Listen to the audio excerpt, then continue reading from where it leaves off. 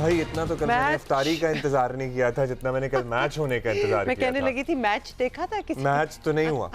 Match तो नहीं हुआ। बारिश हो गई, बारिश हो गई, बहुत ज्यादा बारिश हो गई, वॉश आउट हो गया, मतलब एक पॉइंट मिल गया दोनों टीमों को।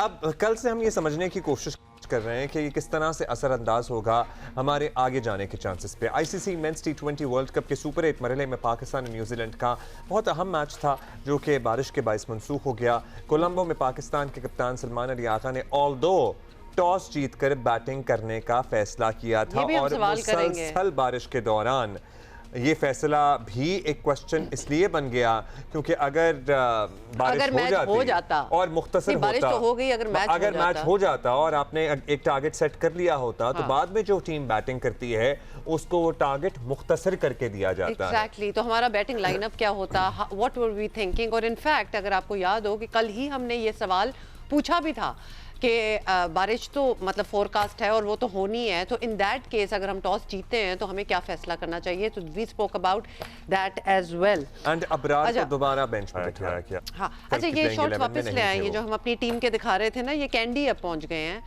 और candy is another beautiful bye the way place in Sri Lanka. मतलब सुना है कि देखने वाली है और बीचेस हैं और ऑब्वियसली गए थोड़ी है, हम भी चले ही जाते हैं वैसे। अब्दुल्ला क्या रमजान ना होता तो शायद कोई सिलसिला बना लेते। कोई तब भी नहीं होना था भाई, मतलब अपने आप को ना खुश करो, कुछ नहीं होना था, हमने फिर भी इधर बैठे होना था। However, the team is over there, the next matches are going to be over there और इसके बारे में हम बात करेंगे। हमारे साथ मौजूद हैं senior sports journalist, program score के मेजबान सैयद याह्या हुसैनी। याह्या जी कैसे हैं आप, क्या हाल है? How are you Yahya? Yahya, this was expected कि बारिश हो जाएगी, एक पॉइंट मिल जाएगा, नो फाइट नथिंग, आगे चलो टाइप सिचुएशन जो बनी है। मेरा ख्याल है हुमा आपको कैंडी जाने की जल्दी है और अब्दुल्ला जो कल इन्होंने दुआएं की हैं टीम पाकिस्तान के लिए, वो दुआएं लग गई क्योंकि जो काम हमने किए हुए थे टीम सिलेक्शन से लेकर, जो कंसर्न अब्दुल्ला ने भी शो किया है, हमारे काम ऐसे नहीं थे कि हम न्यूजीलैंड को कल हराते। मैं पहले भी ये कह चुका हूँ, अब भी ये कह रहा हूँ कि मुझे इस टीम की स्किल्स के ऊपर, इस टीम की अहलियत के ऊपर, सलाहियत के ऊपर कोई डाउट नहीं है। मुझे लगता है ये टीम वर्ल्ड कप की ट्रॉफी लिफ्ट कर सकती है, लेकिन इंतहाई अफसोस के साथ कोच माइक हेसन की प्लानिंग और जिस तरह वो लेकर टीम को चल रहे हैं समझ नहीं आ रहा। एक तरफ हमारे एक्सपर्ट हैं शुमाल में, दूसरी तरफ मगरिब में माइक हेसन है। तनकीद बराए इस्लाह होनी चाहिए, लेकिन तनकीद बराए तनकीद नहीं होनी चाहिए, मैं मानता हूं, लेकिन कोच माइक हेसन ने तो कल हद ही कर दी। देखिए, टॉस से पहले आपको अपनी टीम बनानी होती है, वो आपको पता होता है, लेकिन एक सिंपल सवाल है कि आपके नंबर 1 बैट्समैन साइम हैं, फिर फखर आपके पास साहबजादा फरहान इन फॉर्म बैट्समैन और नंबर 3 पर आपके कप्तान है। तो आपने जब फखर को टीम में रख लिया है तो फिर बाबर को टीम में रखने की क्या जरूरत थी? क्योंकि अगर तेज खेलते तो शादाब आते, मजीद तेज खेलते तो उस्मान आते, फिर आपके वहाँ फहीम अशरफ थे, नवाज थे, तो समझ से बाहर है। जो अब्दुल्ला ने अभी थोड़ी देर पहले बात की अबरार की, अबरार के साथ तो सौतेले बच्चों जैसा सुलूक हो रहा है। परफॉर्म करेगा तब भी वो बाहर हो रहा है, परफॉर्म नहीं करेगा तब भी उसको आप नहीं खिला रहे, तो समझ से बाहर है। अच्छा, अब याह्या भाई पता है क्या, और ये भी by the way can we just पूरा आ गया बाबर की नई पोजीशन ढूंढने के हवाले से या उनका नया रोल तलाश करने के हवाले से अपना जो 2 सेंट्स हैं और अपने जो ग्रीवेंसेस हैं उनको भी वॉइस कर चुके थे। इनफैक्ट बाबर की स्ट्राइक रेट को लेके कि शुरू के 6 ओवर्स में क्या होता है, मतलब it is too slow, so he had already said it. तो उसके बावजूद इस किस्म के फैसले लेना, और वो टीम का हिस्सा भी है, समझ नहीं आती कि व्हाट ही वांट्स। याह्या अब जी याह्या देखिए उमा, बात दरअसल ये ड्यूरिंग द टूर्नामेंट अब आप इन्हीं 15 के साथ गए हैं, लेकिन जो बेहतर है वो खेलेगा, जो बेहतर नहीं है वो नहीं खेलेगा। आपने ट्राई कर लिया ना बाबर को, आप बाबर को बिठाइए, आप बाबर को बिठाइए। मैं ये नहीं कह रहा कि आप खिलाड़ियों पर तनकीद करें, टीम क्यों सिलेक्ट हो गई थी, अब ये पुरानी बातें हो गई हैं। अब आपको सूरत हाल के मुताबिक टीम को मुंतखब करना है। इस टीम में उस्मान तारिक के साथ अबरार का ही सिलेक्शन बनता है, लेकिन वो जो प्यार, वो मोहब्बत शादाब खान के साथ दिखाई दे रही है। एक तरफ पूरा पाकिस्तान है और एक तरफ माइक हेसन है, तो भाई ये पाकिस्तान की टीम है, चंद मखसूस खिलाड़ियों की टीम नहीं है। इंतहाई माजरत के साथ और मुझे ये कहना पड़ रहा है, play for Pakistan, don't play with Pakistan. हाँ, पता है समझ इसलिए नहीं आ रही थी क्योंकि कल तो हम लिटरली ऐसा लग रहा था जब हमने प्लेइंग 11 सुनी कि उसमें नसीम शाह भी नहीं थे, उसमें अबरार भी नहीं थे, बाबर हमें तो उनका नंबर 4 भी समझ में नहीं आ रहा, लेकिन उस पर भी तज्जिया किया जा रहा है। बारिश भी हो रही है, फिर हमने टॉस जीत कर बैटिंग का फैसला भी कर लिया।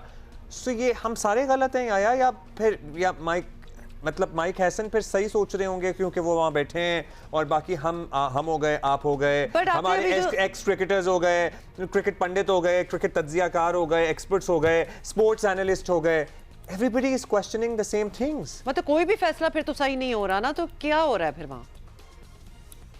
देखिए, अभी जो आप लोग बात कर रहे थे, कल अगर मैच हो जाता, जिस तरह अब्दुल्ला जो है एंशियसली वेट कर रहे थे मैच होने का, अगर फर्ज करें कि कल बारिश की वजह से ओवर रिड्यूस होते, 12 ओवर का मैच हो जाता, मजीद कम हो जाते तो 5 ओवर का मैच हो जाता, तो एक बॉलर को 1 ओवर डालने की इजाजत थी। तो आप मुझे बताइए, क्या स्पिनर ओवर डालते? आपके पास 1.5 फास्ट बॉलर था, एक फास्ट बॉलर सलमान मिर्जा की शक्ल में और दूसरे फास्ट बॉलर जिनको मैं आधा फास्ट बॉलर कह रहा हूँ फहीम अशरफ की शक्ल में, जिनसे आप बॉलिंग कराते हैं और कभी आपको लगता है कि नहीं सिर्फ फील्डिंग कराने के लिए उसको टीम में रख लो। तो फिर आप मुझे बताइए, आप कहाँ स्टैंड करते? न्यूजीलैंड की टीम 3 फास्ट बॉलर से खेल रही है। आप एक दिन पहले कह रहे हैं कि जी बाबर आजम को इसलिए नहीं भेजा कि बाबर आजम का स्ट्राइक रेट कम है। तो आप मुझे बताइए, 12 ओवर की बैटिंग में बाबर आजम की बैटिंग आती, 5 ओवर के मैच में बाबर आजम की बैटिंग आती? तो इतनी जिद लगाने की, इतनी, मेरा मतलब है, एक तरफ पूरा पाकिस्तान खड़ा हुआ है, माइक हैसन साहब आई डोंट नो, पता नहीं किस सोच के अंदर है। अच्छा, ये जो बात हो रही है कि जी बाबर का एक नया रोल तलाश करने की कोशिश की जा रही है, शुरू के स्ट्राइक रेट में वो फिट नहीं होते 6 ओवरों में, फिर बीच में अगर शुरू वाले बल्लेबाज आउट हो जाएं तो उन जैसे किसी समझदार बल्लेबाज की ज़रूरत है जो ज़रा संभल के ठहर के खेल सके। ये बाबर को खुद भी पता होगी ये बात, वुड ही बी कंफर्टेबल? उन्होंने जाहिर है इस नंबर पे तो नहीं खेला और ना, इस हमने भी नहीं देखा या उन्हें। ये भी बता दें कि बाबर को पता तो होगा ही कि उनके ऊपर कितनी बातें होती हैं, पूरी डिस्कशंस होती हैं, उनकी प्लेसमेंट की बातें होती हैं, तनकीद भी होती है इस फॉर्मेट में परफॉर्मेंस, particularly। हाँ, और परफॉर्मेंस भी इतनी कोई वर्दी नहीं है पिछले पास कुछ, अगर आप मैचेस में देख लें, ये इन इटसेल्फ कितना बुरा इफेक्ट होता होगा उन पे। हुमा, बात दरअसल ये है कि हम पाकिस्तान टीम को डिस्कस करते हैं, पाकिस्तान टीम की फतह को डिस्कस करते हैं, लेकिन पाकिस्तान क्रिकेट की तारीख अगर आप उठाकर देखें तो इंडिविजुअल ब्रिलियंस के ऊपर हमारी टीम जो है वो स्टैंड करती हुई आपको दिखाई देती है। That's right. आप भी बाबर के बारे में बात नहीं करना चाहेंगे, मैं भी नहीं करना चाहूंगा, अब्दुल्ला भी नहीं करना चाहेंगे, क्योंकि बहरहाल उनकी परफॉर्मेंस रही है, इसमें कोई शक व शुबे की गुंजाइश नहीं है। लेकिन हम सिर्फ इतनी बात कर रहे हैं कि इस वक्त उनकी टीम में 11 रुकनी टीम में जगह नहीं बनती। आप अगर फखर को लेकर आ गए हैं तो बाबर को बिठाइए, जो सिचुएशन डिमांड कर रही है उस हिसाब से टीम का इंतखाब कीजिए।